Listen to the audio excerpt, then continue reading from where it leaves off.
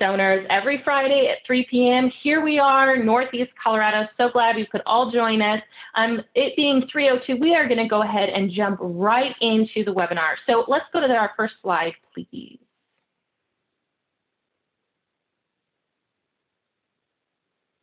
Okay, so today's webinar is sponsored by Startup Colorado, our friends at the Office of Economic Development and International Trade, the Gualala Commons, Growth Eco, the Civic Canopy, East Colorado SBDC, Telluride Foundation, and the Northwest Colorado SBDC.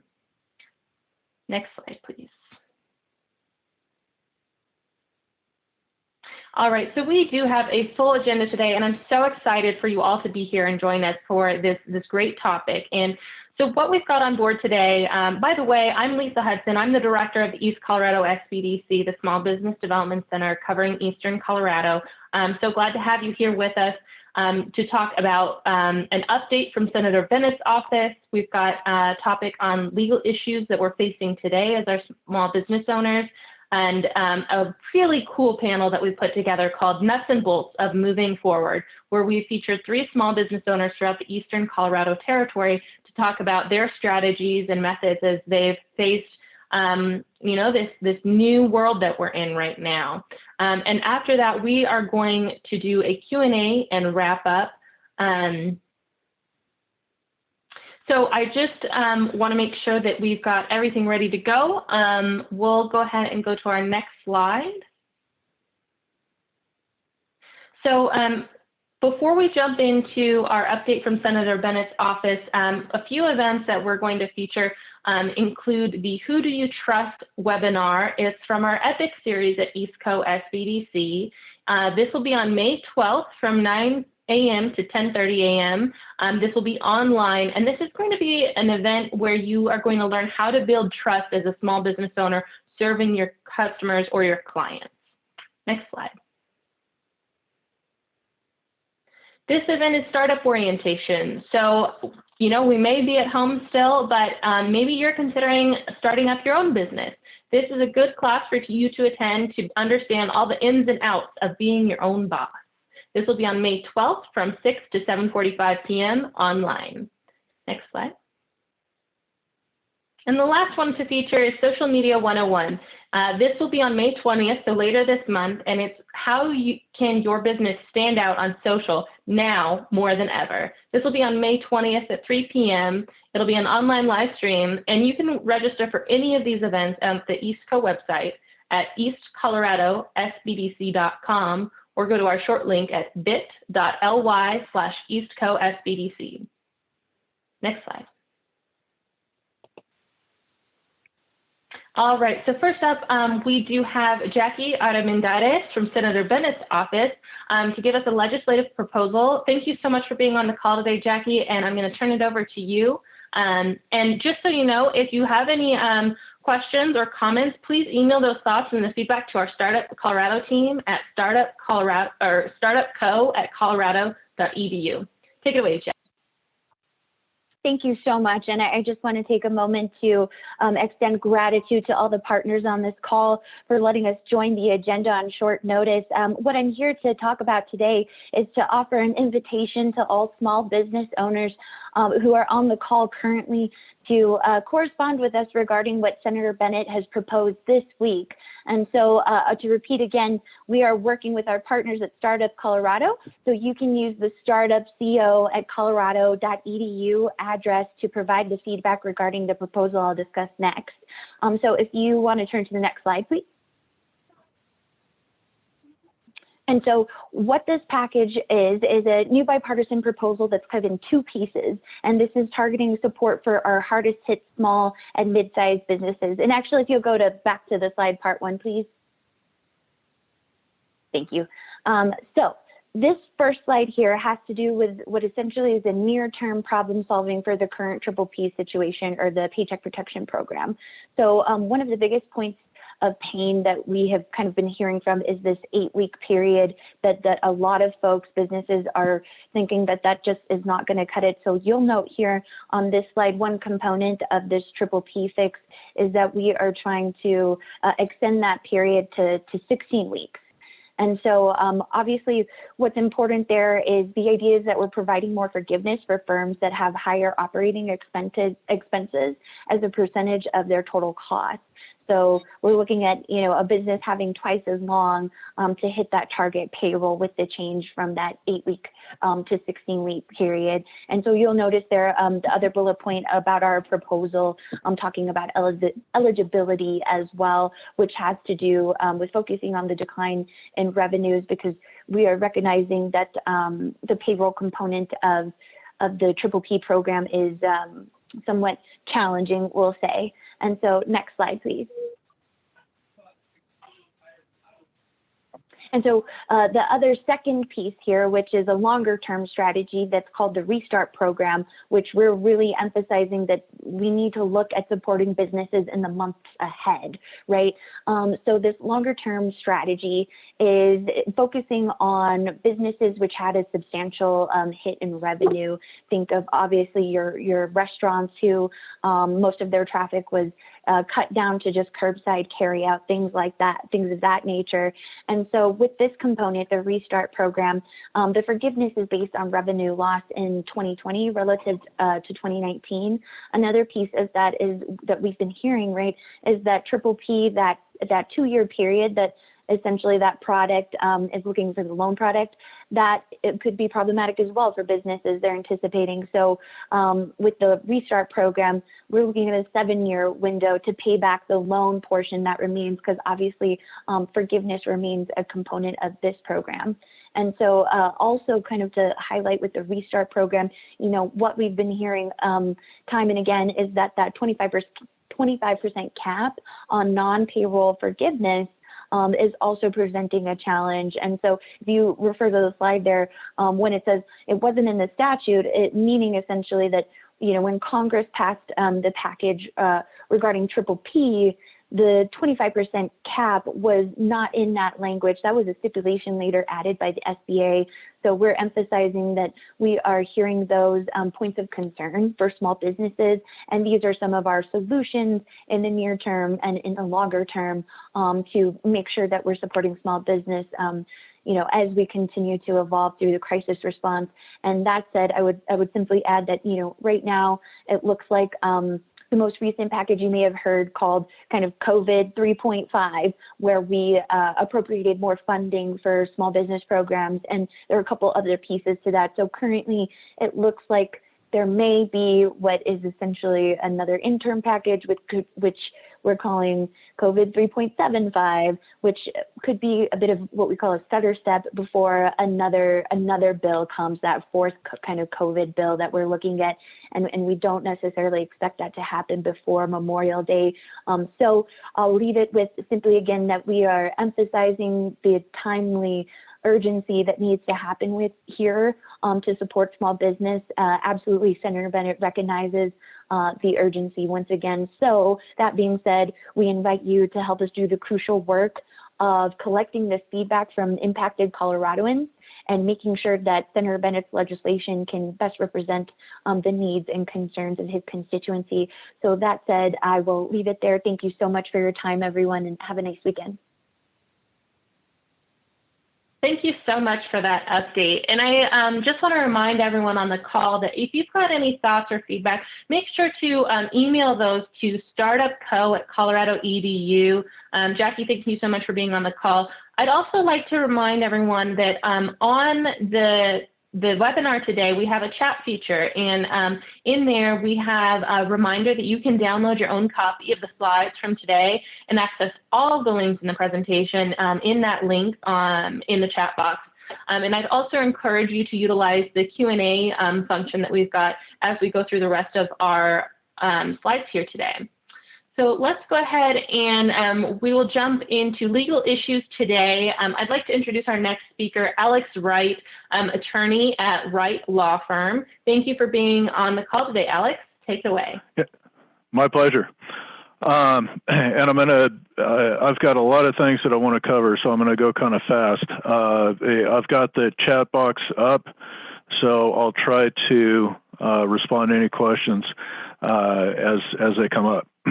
So one of the things that people probably don't realize is that most of you were not subject to OSHA previously. Well, now you are, and you technically always have been, but now it really comes into play because there's a general duty clause that provides that you have to provide your employees with basically a safe workplace. So those are going to apply. And so what happens if you don't? Theoretically, they can report you to OSHA. Now, are they going to think about that? Maybe, maybe not. But we just always err on the side of caution. And I'd recommend that you go ahead and make sure to provide your employees with a safe workspace. So what does that mean? It means telling your employees to repeatedly throughout the day, telling your employees to wash their hands for at least 20 seconds or more, making sanitizing solution, your gel, those kind of things available, making tissues available, those kind of things, and disinfecting commonly touched areas. Now, that gets you into another part of OSHA, which provides that you need to protect your workers from hazardous chemicals. So that's kind of a catch-22 there, and basically employers need to be aware and make your employees aware that there are hazardous chemicals potentially in some of these cleaning solutions. Basically just don't go overboard. Don't use, like hydrochloric acid to clean things like that. Just use your regular cleaners. Things should be fine there. I'm a note taker, so I'm going through notes. So what happens if somebody comes into work and they appear to be sick? Send them home. You don't necessarily have to be right. You don't have to be a doctor. You don't have to make a medical diagnosis. As a matter of fact, you should not make a medical diagnosis. Just tell them, hey, you appear to be sick, and so I'm going to need you to go home.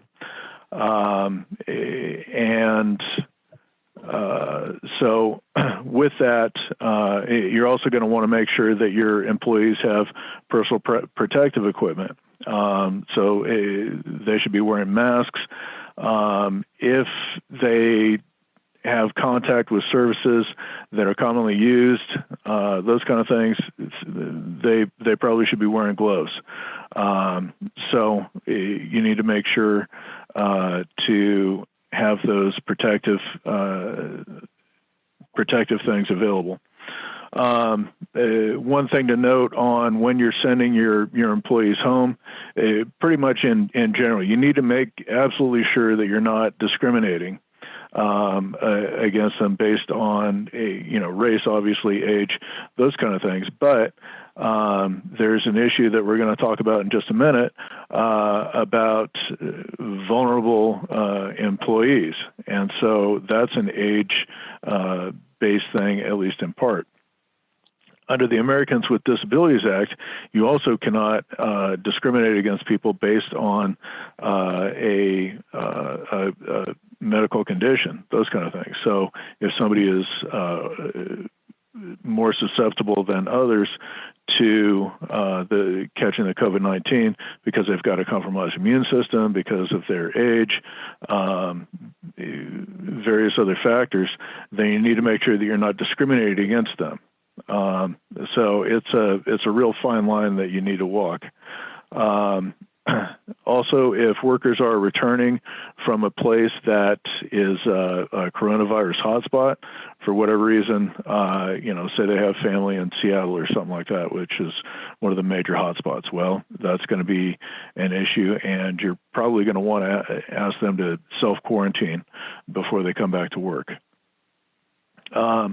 Getting back to the issue of telling employees to go home if they appear to be sick, you need to make sure to keep that confidential. So you need to take them into a back room or something like that, talk to them, and do not tell anybody else at the workplace that this person appears to be sick or anything like that. And if the employee does come back with a positive test, then you also cannot disclose that. What you're going to want to do is you're going to want to tell that employee to give the names and contact information of the person, all the people that that person has been in contact with, report it to your health department, and the health department will go ahead and handle the disclosures. You don't want to end up with a HIPAA violation or anything like that.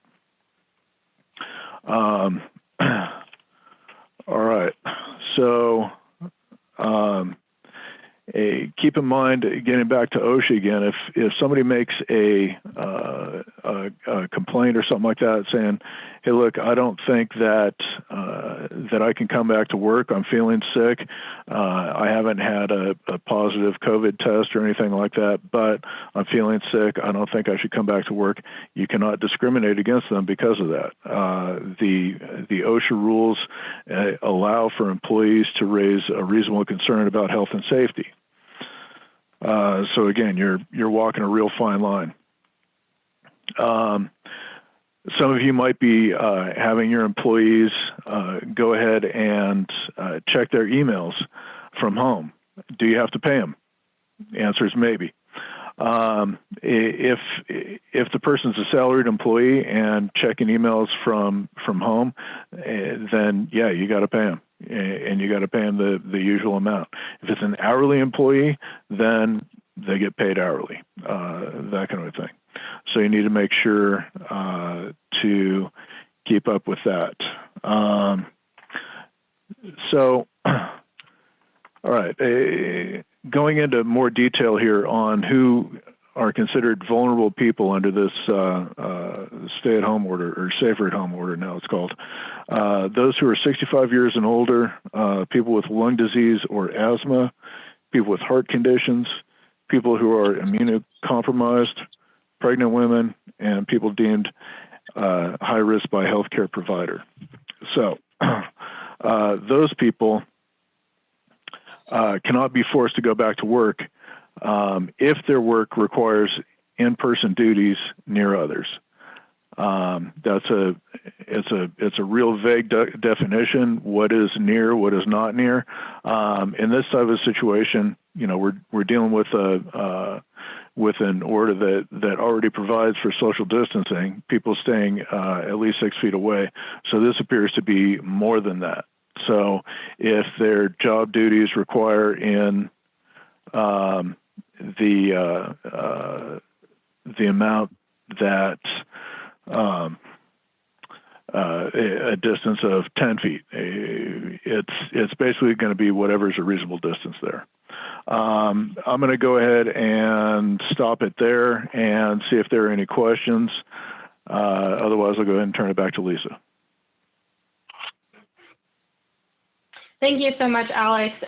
We did have a question about materials being provided today, and yes, they are going to be available on the drive. I put that in the Q&A box, and it's also in the chat box. So those who are looking for materials from today, please check that out.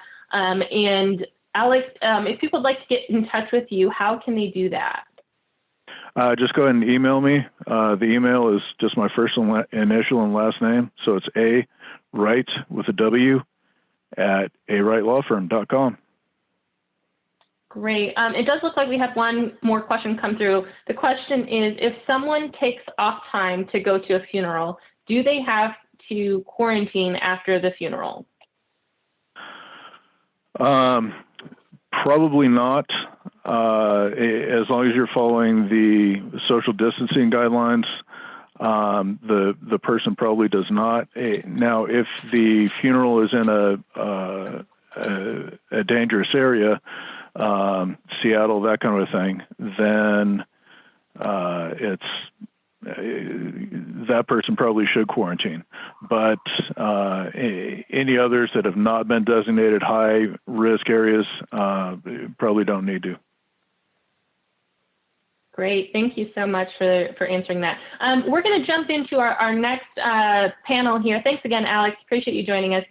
Let's go to the next slide. Our panelists for today include Aunt Helen's Coffee House, the snarky side of coffee, Amy Hudson, the owner out of Greeley, Colorado in downtown. We Make It All About You, Andrea Spresser, all about you in Fort Morgan, Colorado, and Fourth and Main Downtown Grill, EJ Carpenter at Fourth and Main in Ray, Colorado. If you guys would like to go ahead and turn on your video and unmute yourselves, we're going to jump into our panel here. So for today, the first one that we've got on board is you're making it so far. What have you done to this point in regards to getting support? You know, what SBA programs have you applied for? What local programs, and how successful has that been?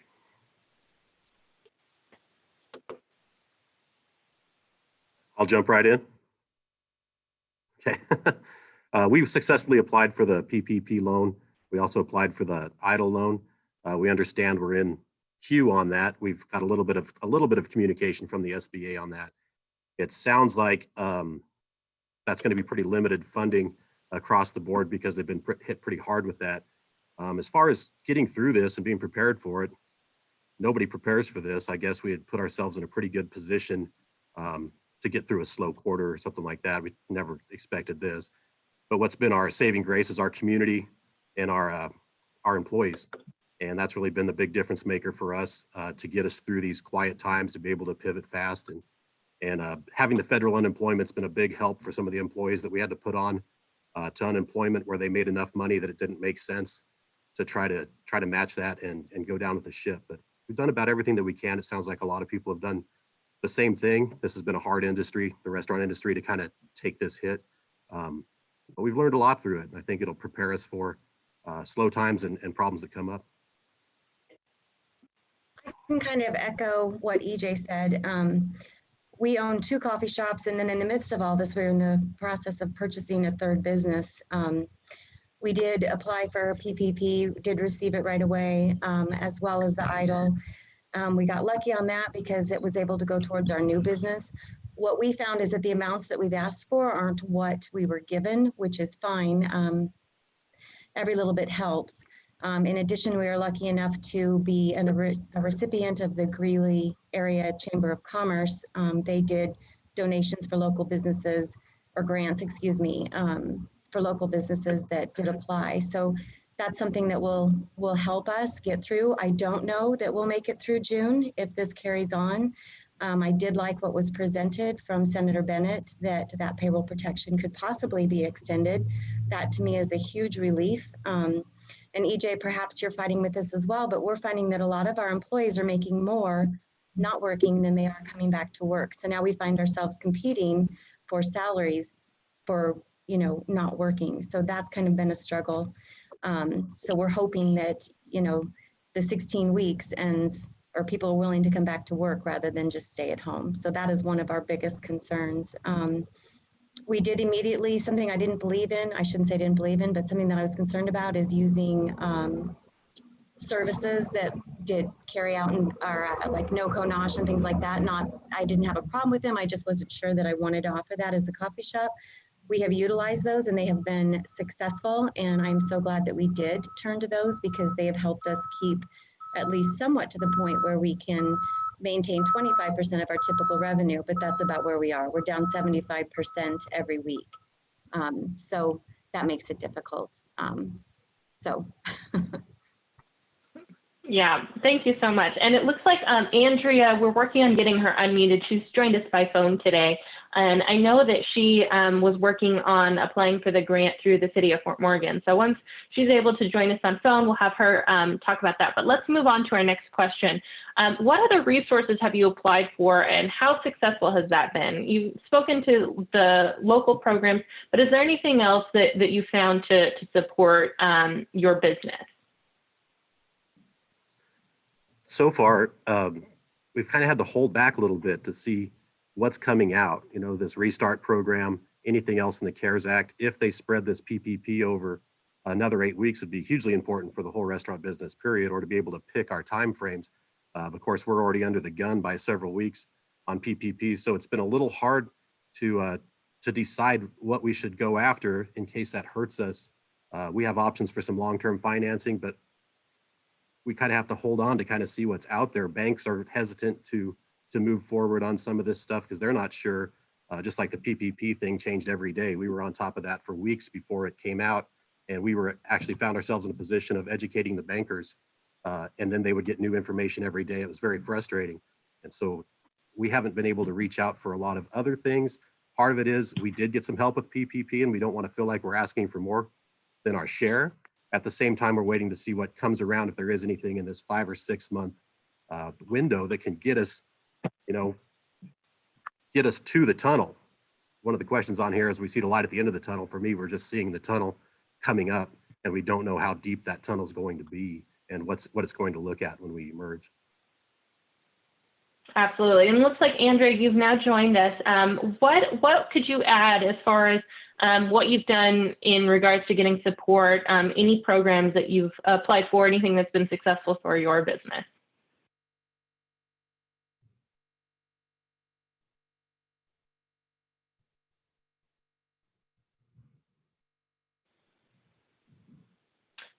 Hi, Andrea. Hi, I think you're connected to the audio now. Yes, we can hear you. Yes.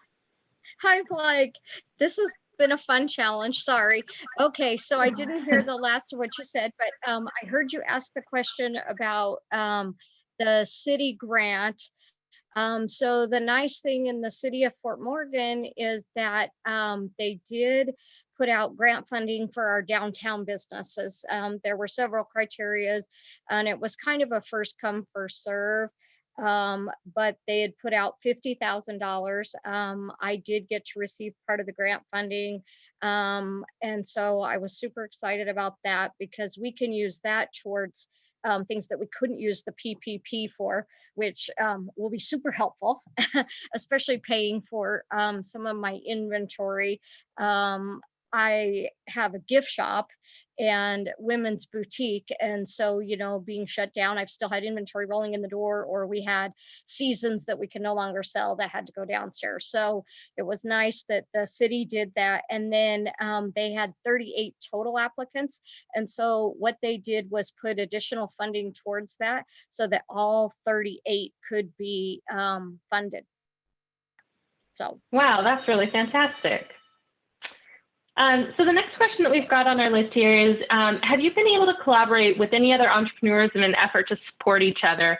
And if so, is it more effective to cooperate locally with your fellow entrepreneurs or with businesses of similar nature?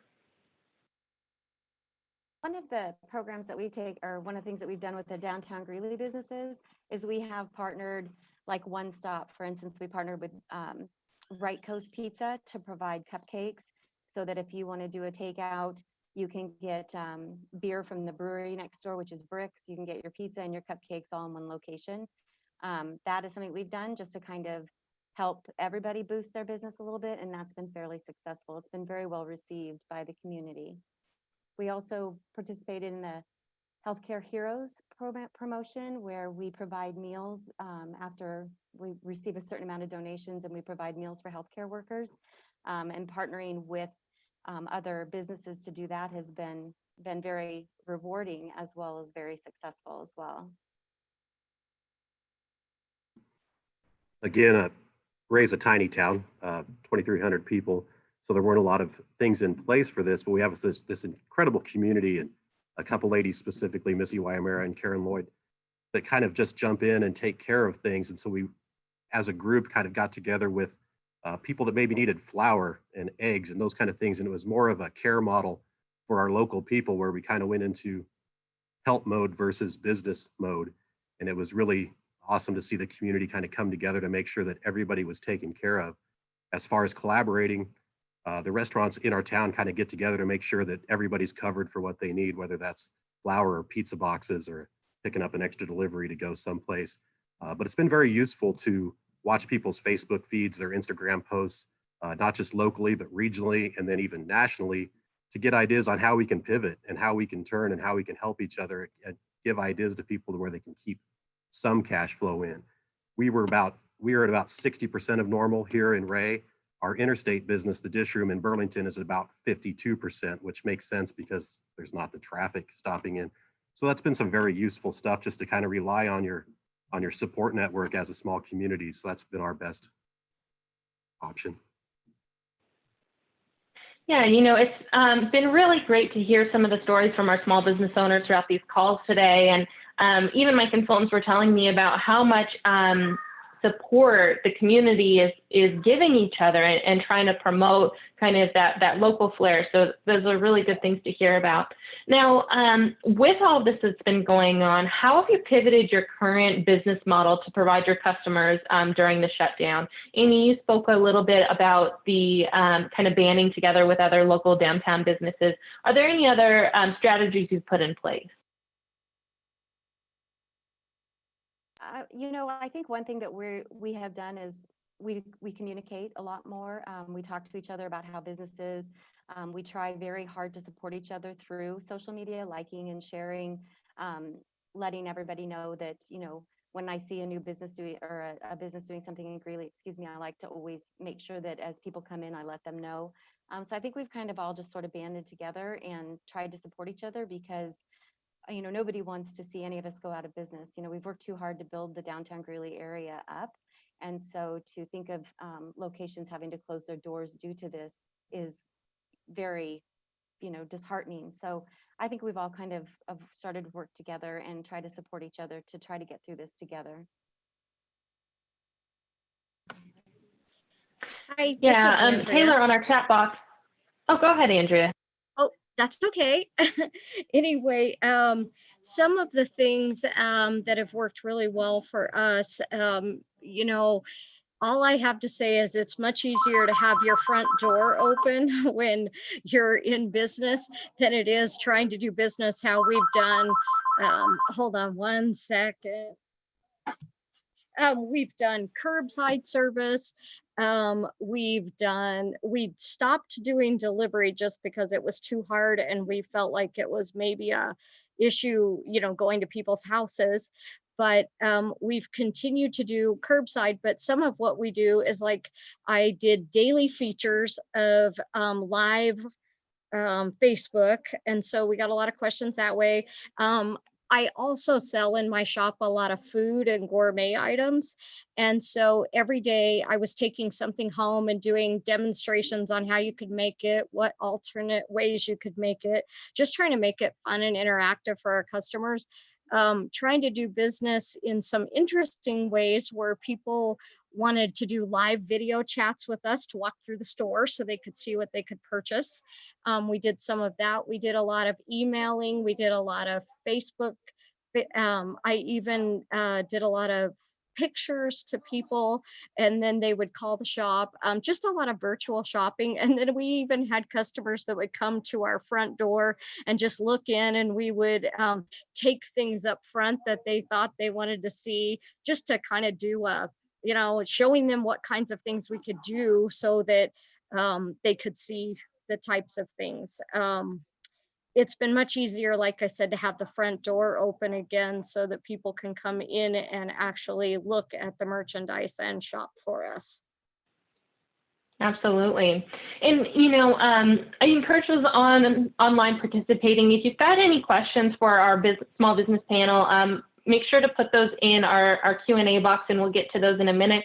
But before we get to that, I'd like to open it up. EJ, Amy, and Andrea, if you want to say any kind of last words of wisdom to your fellow small business owners and what kind of advice you have for them as we are trying to see that light at the end of this tunnel. I think the biggest thing that we learned through this in the restaurant business, a lot of times you end up learning how to be the plumber and all sorts of things. And you understand that there might be some programs out there that can benefit us, but nobody's really coming to save us to see how exactly our business works. And so it's been incredibly important to be knowledgeable on top of the programs that are out there and to make sure that you keep your ears and your eyes open so that you see these opportunities for what they are. I had a few colleagues say, well, I've just been so busy, I couldn't pay attention to any of that. And my response to that is, if you're really that busy that you can't look around to see what can help, then maybe if you're that busy, maybe you're making it.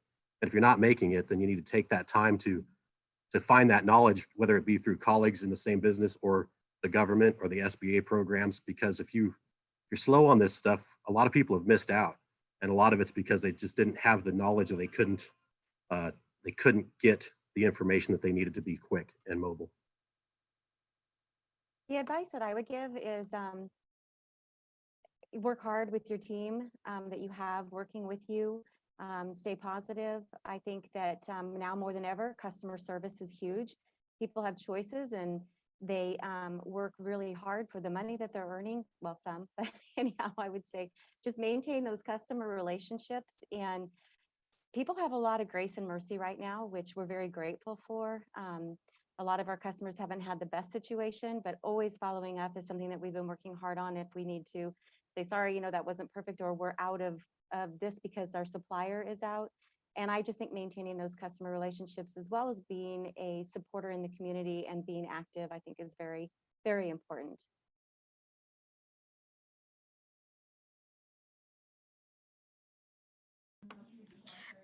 This is Andrea. I just thought I would add in just a couple things. Here in our local community, since we've been able to open the doors again, I think people have just been super, super excited about what do we have that's made local? What do we carry that's made in Colorado?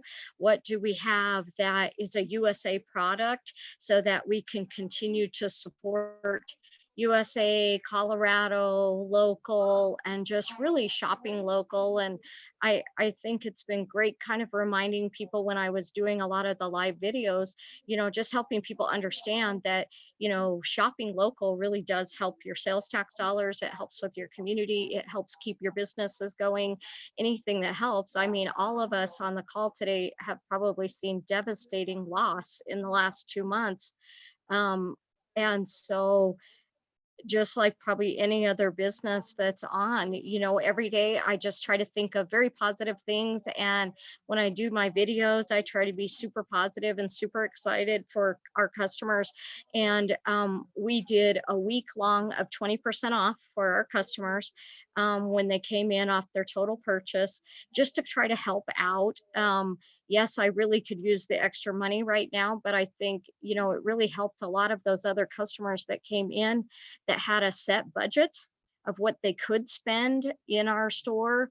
And so, like, say if they were planning to spend $100 and we gave them the discount and it came up to $80, they went ahead and bought more so that they could go ahead and spend that $100 for us. So I think the community support has been great, but trying all kinds of fun things to help them. I've done coupons. We also did giveaways for Mother's Day. We did little packets of tissue for everybody that came in and shopped with us. So just sort of fun stuff like that, just helping everybody and reminding everybody that, we really are all in this together. That is so true. We did have one question come through our Q&A box, and we've heard some businesses moving to online services, providing alternative products, et cetera. And the question lies, do any of you do online sales before and now that we are in this situation? Is this something that you've looked at starting to do? We have always had an online pickup, so you basically can pre-order and pick it up so that it's ready. So we've always done that, but we have seen a significant increase in that, as well as utilizing third-party delivery systems. We didn't have online ordering beforehand. Our restaurant in Burlington, the Dish Room, did add online ordering. We have a pizza truck there, so we could park our pizza truck outside the business and have kind of some options to spread people out.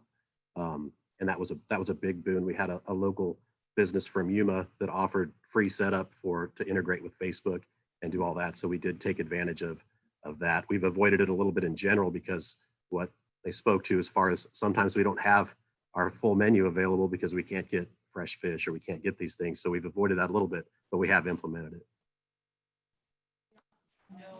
it. For myself, I have a website to the store, but I've never had an e-commerce site. I know a lot of customers have asked me about that during this time, but I think it's incredibly cost prohibitive for me to try to switch now from my regular site to a e-commerce without spending a lot of money. And now, that my door is open, but really most of our customers just adjusted to the way that we were doing it or finding us on Facebook. And surprisingly, some of the items that I've had that people weren't able to find everywhere else. I've had a lot of people call me from Denver and several other places for some of the products that we've had here in our store. So I also saw a question about gift certificates. And as I tried to tell my customers, and I don't know how the others feel about this, it's, if you bought gift certificates when we went into this, yes, it was income up front, but then still that inventory has to go out the door. So it doesn't really matter to me whether it's spent up front or it's spent now. Either way, it's really money coming in the door. But I do have to say that I had a lot of customers that bought gift certificates and then brought them back to me and told me that they weren't going to spend them because they wanted us just to have the additional revenue to keep us going. All right, and we've got one last question here. What type of webinars or seminars would help you during this difficult time to help educate additional ways to survive this disaster?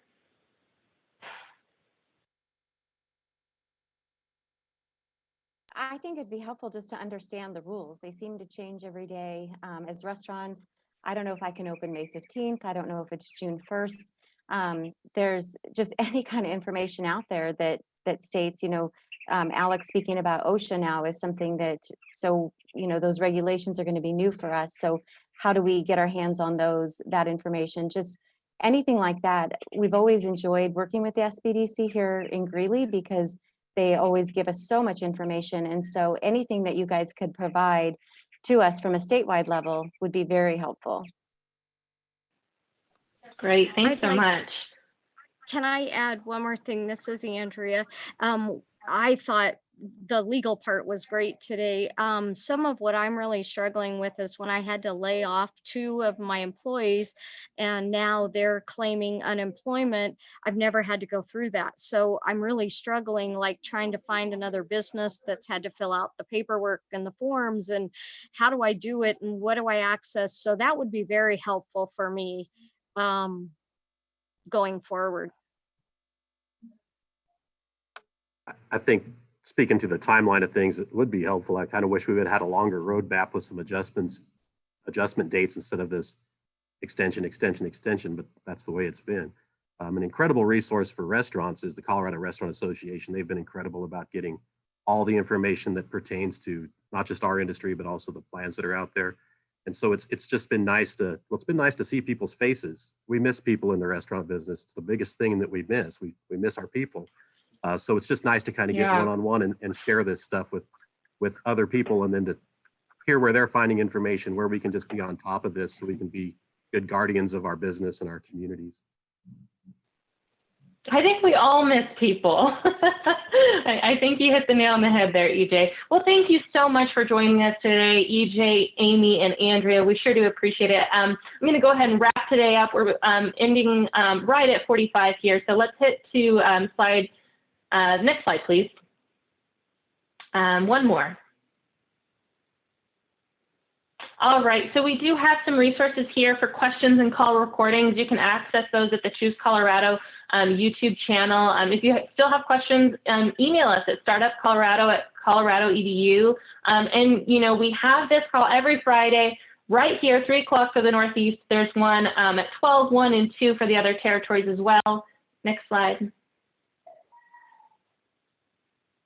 And one more plug here. Startup Colorado has an amazing podcast. And if you haven't checked it out already, I would really recommend it. They've got some recent episodes that's reopening the trail map about health procedures from the Eagle County businesses. It's really great. We can do this. A note from a Colorado Attorney General, finding calm and clarity in a chaotic mind. So really good topics on that podcast. at Startup Colorado. And then just a plug for next Friday, May 15th at 3 p.m., we are going to discuss or focus on our small producers, our micro farms, our CSAs, product-based companies, and farmers markets, and how they all maintain successful operations in the weeks ahead. So make sure to tune in next week, Friday, 3 p.m. right here. We'll see you guys next week. Thanks so much.